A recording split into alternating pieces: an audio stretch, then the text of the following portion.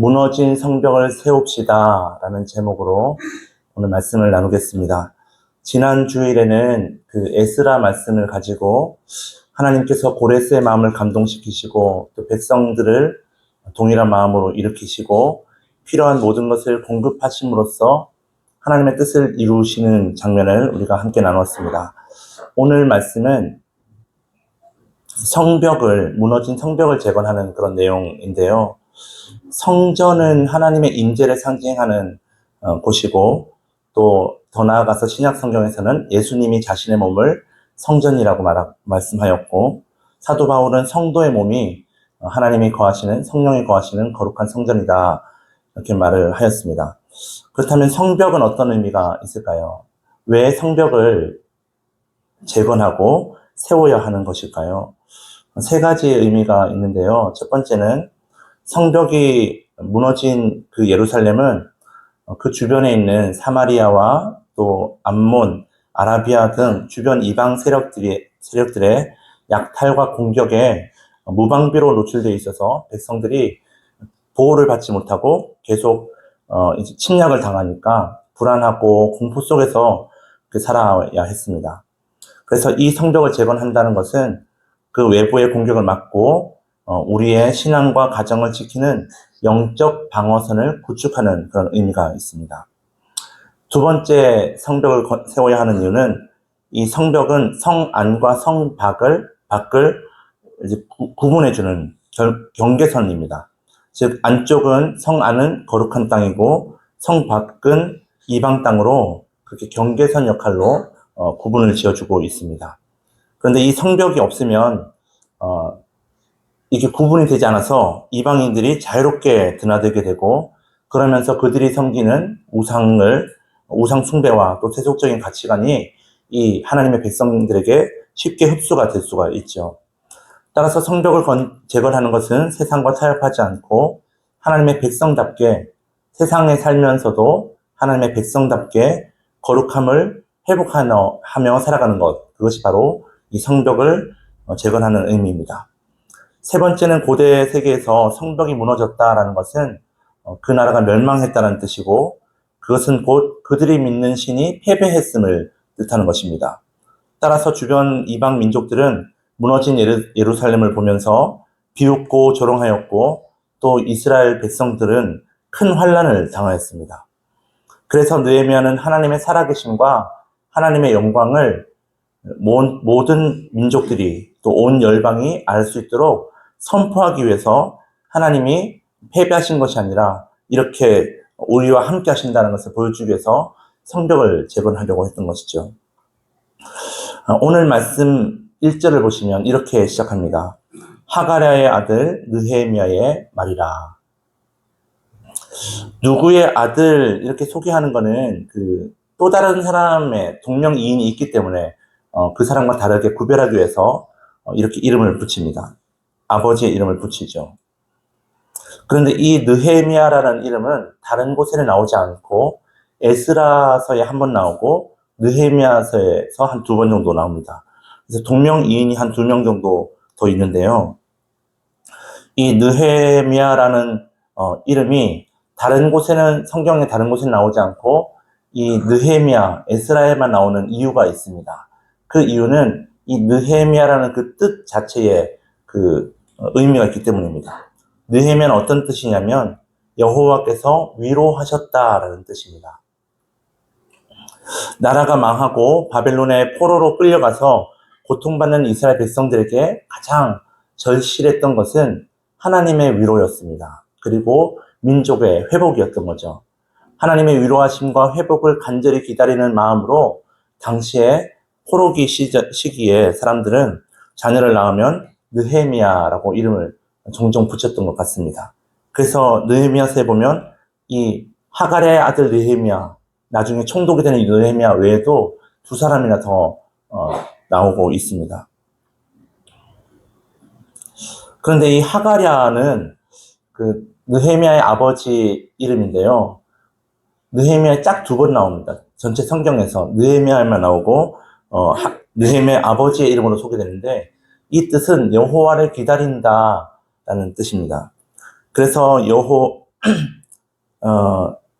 이 하갈의 아들 느헤미야의 말이라라고 시작하는 이 말씀은 풀이를 하면 여호와를 간절히 기다리는 자들에게 마침내 여호와께서 위로하셨다. 이렇게 풀이할 수 있습니다. 하나님을 간절히 기다리는 자에게 하나님이 마침내 위로하심으로 나타나셨습니다. 오늘 말씀을 읽는 우리에게도 하나님께서 위로로 찾아오시고 우리에게 함께 하신 줄 믿습니다. 느헤미야서는 하나님이 느헤미야를 통하여 성벽을 재건하게 하심으로써 하나님이 이스라엘 백성들을 위로하시는 분이심을, 그들을 위로하셨다는 것을 보여주는 말씀입니다. 그리고 느헤미야를 통하여 무너진 성벽을 세우신 그 하나님께서 오늘 이 말씀을 듣는 우리도 사용하기를 원하시고, 그래서 우리를 통하여 우리의 마음과 우리의 가정과 또 우리의 삶 가운데 무너진 성벽을 세우시길 원하십니다. 우리는 어떻게 우리 가운데 무너진 성벽을 세울 수 있을까요? 무너진 성벽을 세우려면 어떻게 해야 할까요? 세 가지 말씀을 드리려고 하는데요. 첫 번째는 성벽을 세우려면 따뜻한 마음을 품어야 합니다. 느헤미야를 통해서 우리가 배우려고 하는데요. 느헤미야는 따뜻한 마음을 가진 사람이었습니다. 무너진 성벽을 세우는 첫 단추가 어떤 거창한 계획이나 어떤 거대한 자본이 필요한 것이 아니었습니다. 그런 어떤 외형적인 것보다는 중심이 더 중요했습니다. 이웃의 아픔에 공감하는 따뜻한 마음이 가장 중요했습니다. 2절 하반절에 보시면 유다와 예루살렘 사람들의 형편을 물었다. 이 느헤미야가 동생 하나니가 찾아왔을 때에 그 사람들의 형편을 물었다고 말씀을 합니다. 지금 느헤미야는 바사의 수산궁에 머물러 있었고, 그리고 2차 포로 귀환 시기에 느헤미야의 동생인 하나니는 예루살렘으로 에스라와 함께 귀환을 하였습니다. 그리고 거기서 수십 년을 지나다가 다시 돌아와서 이제 느헤미야에게 그곳 고향의 소식을 전하고 있는 것이죠. 그래서 느헤미야가 하나님에게 그곳 사람들은 어떻게 지내는지 형편을 물어본 것입니다. 마음이 따뜻한 사람은 말도 따뜻하게 합니다. 안부를 물으면 말하는 사람도 듣는 사람도 마음이 따뜻해지게 됩니다. 여러분이 혹시 주변 사람에게 안부를 물으실 때에 그 사람이 환하게 미소를 지으면서 반기는 것을 아마 경험해 보신 적이 있으실 겁니다. 교회에 나오지 못하시는 연세 많으신 권사님들에게 제가 종종 가끔씩 전화를 드립니다. 전화를 드리면 권사님들이 이렇게 연세가 많은 80세가 넘으셨는데 목소리가 꾀꼬리 같은 목소리로 받아주십니다. 그래서 아주 기쁘게 이렇게 반갑게 이 전화를 받으시는 걸 보면서 안부를 전하는 저도 기분이 좋고 또 안부를 들으시는 권사님도 기분이 좋고 서로 마음이 따뜻해지는 것을 경험하기도 하였습니다. 이것은 그냥 단순히 안부를 전하는 것이 아니라 사람을 살리는 중요한 일입니다. 그래서 제가 그 교육 전도사로 6년 동안 사역했던 은평구의 어느 교회는 그 교회에서 안부 사역을 합니다. 안부 사역이 뭐냐면요. 마을에 혼자 사시는, 교회 다니시든지 다니지 않든지 그 마을에 혼자 사시는 독거노인들, 어르신들에게 안부 전화를 하거나 찾아가서 밥과 국과 반찬을 만들어서 찾아가서 안부를 묻는 그런 사역입니다. 그 사역을 통해서 그 교회가 그 마을에서, 그 지역에서 인정을 받고 또 칭찬도 받고 또 서로 상생하는 그런 관계를 맺고 있는데요. 이렇게 그 안부를 묻기 위해서 찾아가면 전하는 사람도 마음이 따뜻해지고 받는 사람도 마음이 따뜻해지게 되죠. 교회도 따뜻해지고 또 그 마을도 따뜻한 마을이 될 수 있습니다. 그런데 이렇게 교회가 따뜻한 교회가 있는가 하면 또 어떤 교회는 춥고 차가운 교회가 있습니다. 고린도전서 13장에 보면 사랑은 자랑하지 않고 교만하지 않고 무례히 행치 않는다고 말씀을 합니다. 그런데 교회에 어떤 사람들은 말할 때마다 자기 자랑을 하는 사람들이 있습니다. 그리고 교만해서 다른 사람이 뭔가 말을 하거나 묻거나 하면 막 내가 안다고 하면서 가르치듯이 말하는 사람이 있습니다. 또 상대방의 마음과 입장을 생각하지 않고 바른 말이고 옳은 말이기 때문에 내가 가르쳐 준다 하면서 그 사람의 잘못과 허물을 지적하거나 또 정죄하는 그런 사람도 있습니다. 이런 사람들의 말 때문에, 그 사람들의 행동 때문에 상처받고 교회를 떠나는 사람들도 참 많이 있죠. 예수님이 교회의 주인이 되시지 않고 내가 교회의 주인이다, 내가 이 교회에서 중직자다, 이런 마음을 가지고 있기 때문에 문제가 생기는 것입니다. 그래서 제가 그런 교회들을 경험하면서 따뜻한 교회도 있었지만 또 되게 추운 교회도 있었습니다. 그래서 그런 교회를 경험하면서 교회가 왜 이렇게 추울까? 교회가 왜 이렇게 따뜻하지 않을까? 내가 앞으로 목회를 하게 되면 따뜻한 교회를 하고 싶다라는 생각을 가졌습니다. 그때 제가 가졌던 그 목회 철학이 예수님이 이끄시는 교회, 그리고 따뜻한 사랑의 교회를 세우는 것입니다. 어떻게 하면 따뜻한 교회가 될 수 있을까요?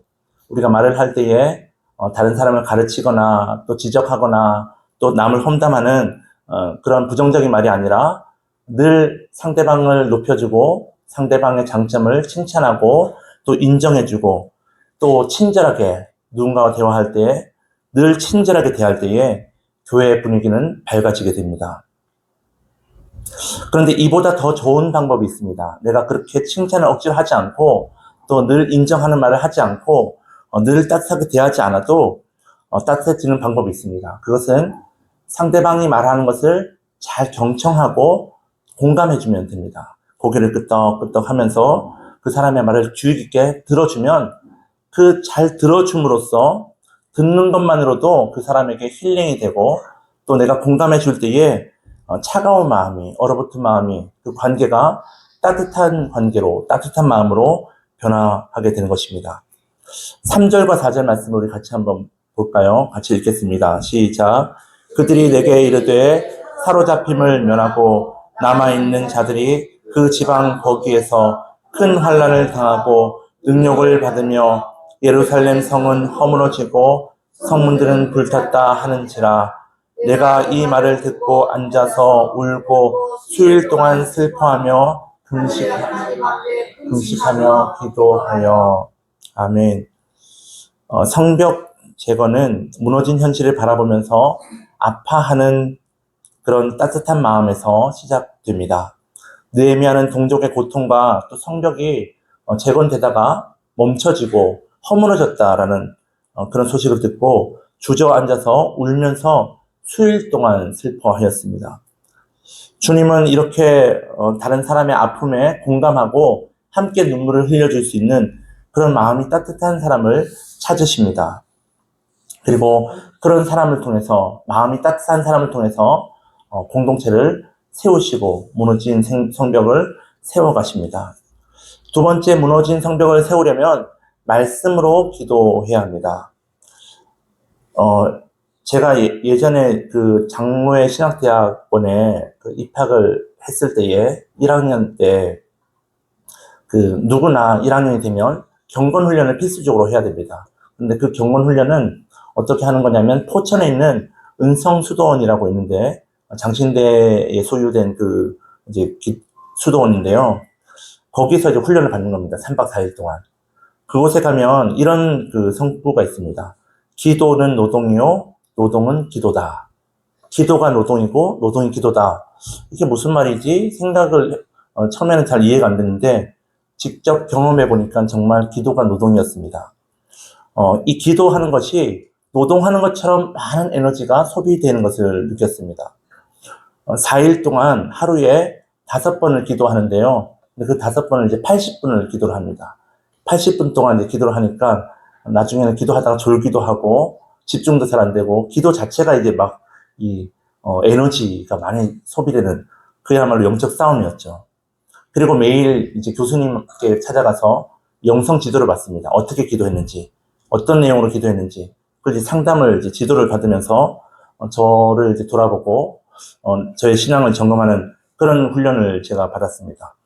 그 훈련을 하면서 근데 그때 그냥 자유롭게 기도하는 것이 아니라 말씀을 읽고 교수님이 주신 그 말씀을 읽고 그 말씀을 이제 묵상하고 나서 그 말씀을 붙들고 말씀 속에 들어가서 이제 예수님과 대화하는 그런 기도입니다. 말씀을 가지고 기도하는 거죠. 그렇게 하다 보니까 에너지가 많이 소비되었습니다. 상상력을 사용해야 되고 또 집중해서 예수님만 바라봐야 하기 때문에 80분이라는 시간이 금방 지나가지만 또 5번을 해야 되니까 하루가 참 길었습니다. 그래서 밥을 아침, 점심, 저녁을 매번 맛있게 먹었습니다. 너무 이렇게 노동을 많이 해서, 기도를 많이 해서. 근데 밥을 먹고 기도하는 것도 힘든데 이 오늘 본문 4절에서 느헤미야는 수일 동안 하나님 앞에 어떻게 기도했습니까? 금식하면서 기도하였다고 말씀합니다. 금식 기도를 여러분 해보신 분 아시겠지만 몸에 힘이 없죠. 정신도 몽롱합니다. 집중이 잘 안 됩니다. 근데 집중이 안 되는 그 상태에서 집중을 해서 기도를 해야 되니 얼마나 더 힘들고 더 엄청난 육체적 에너지가 소비가 되겠습니까? 하루 이틀도 아니고 지금 이 4개월 동안, 물론 매일 금식한 건 아니겠지만 그 아닥사스다 왕 앞에 나아갈 때까지 약 4개월의 시간이 걸렸는데 그 4개월 동안 이 느헤미야는 규칙적으로 기도하면서 금식을 하였습니다. 느헤미야가 이렇게 금식 기도를 한 이유가 무엇일까요? 그냥 기도할 수도 있었을 텐데 금식하며 기도했던 이유는 바로 느헤미야는 이 일들이, 이 성벽이 회파되고 이스라엘 백성들이 고통받는 이 상황들이 정치적인 문제 때문에 혹은 경제적으로나 또 사회적인 문제 때문에 일어난 것이 아니라 신앙의 문제로 여겼기 때문입니다. 즉 이스라엘이 하나님의 말씀을 어기고 범죄함으로써 일어난 결과라고 생각했습니다. 하나님께서 허락하셔서 이런 고통을 받고 있는 것이라고 생각한 것이죠. 그래서 그는 죄를 고백하면서 금식하면서 하나님께 회개의 기도를 드렸습니다. 6절 말씀 우리 같이 한번 읽어보겠습니다. 시작. 이제 종이 이스라엘 자손을 위하여 주야로 기도하오며 우리 이스라엘 자손이 주께 범죄한 죄들을 자복하오니 주는 귀를 기울이시며 눈을 여시사 종의 기도를 들으시옵소서. 나와 내 아버지의 집이 범죄하여. 아멘. 여기서 제가 파란색으로 표시를 좀 했는데요. 주야로 기도하오며, 이 말은 24시간 내내 기도했다는 말이 아닙니다. 삶의 모든 순간이 기도의 사이클로 채워진 그런 상태를 뜻합니다. 아침에 기도를 하고 또 정오에 기도를 하고 또 저녁에 기도하고 자기 전에 기도하고 이런 식으로 매 순간순간마다 기도를 하면서 하나님을 생각했다는 거죠. 예수원이라는 곳이 있습니다. 태백에 가면 거기도 이제 수도원인데요.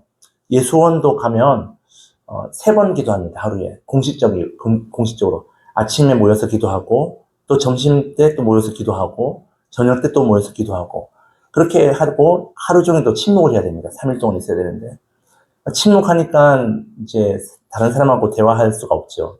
하나님과만 대화를 해야 됩니다. 그렇게 온전하게 하나님과 대화하면서 기도의 훈련을 쌓아가는 것도 있는데요. 이 느헤미야도 주야로 모든 그 삶의 순간이 기도의 사이클로 아침에도 기도하고 저녁에도 기도하고 늘 기도를 했다는 것입니다. 그런데 한 번의 감정적인 기도로 끝나지 않고 응답될 때까지 포기하지 않고 지속적으로 간절하게 기도를 한 것이죠. 하나님의 아마 응답을 받고 하나님께서 마음에 감동을 주셔서 그가 이제 왕에게 나아갔던 것 같습니다. 두 번째 살펴보는 것은 주는 귀를 기울이시며 눈을 여시사라는 기도입니다. 이 기도가 바로 어떤 내용이냐면 솔로몬이 예루살렘 성전을 봉헌할 때 솔로몬이 드렸던 기도입니다.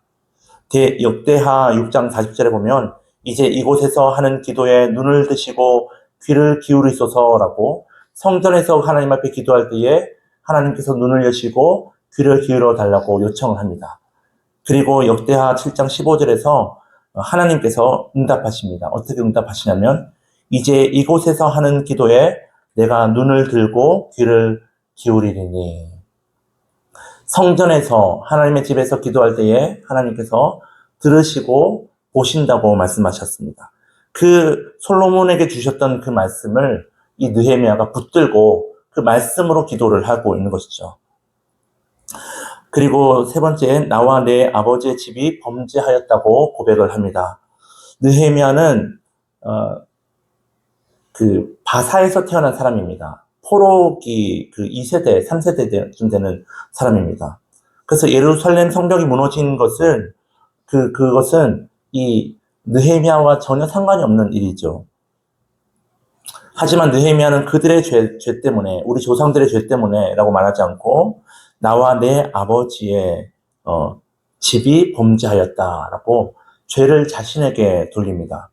자기가 책임을 집니다. 이것은 공동체의 무너짐을 비판하는 고발자의 모습이 아니라 방관자로서 관찰하면서 너희가 이렇게 잘못했기 때문에 우리가 함께 고통받는 거야. 이런 태도가 아니라 스스로 죄인이 되어서 내가 하나님 앞에 죄인입니다 고백하면서 그 제단에 올라가서 중보하는 그런 태도를 보여줍니다. 이렇게 느헤미야가 주야로 기도하면서 죄를 자복하고 예루살렘의 그 비극을 자신의 탓으로 돌릴 수 있었던 것은 말씀의 거울 앞에서 자신이 서 있었기 때문입니다. 말씀을 붙들고 기도할 때에 내가 어떤 존재인지 또 하나님께서 원하시는 것이 무엇인지를 깨닫고 하나님의 뜻대로 기도할 수 있는 것이죠.